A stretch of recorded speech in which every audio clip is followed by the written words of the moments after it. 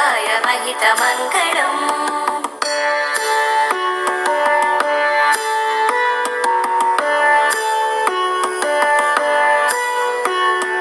कोसलेशाय मण्डहासदासपोषणाय वासवाधिविनुतसत्वराय मङ्गलम्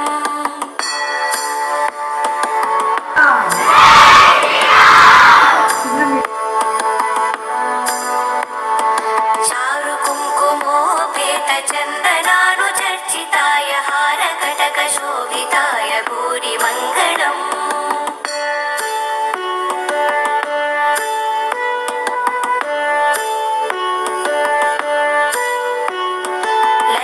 ललितरत्नकुण्डलाय तुलसीवनमालिकाय जलजसदृशदेहाय चारुमङ्गलम्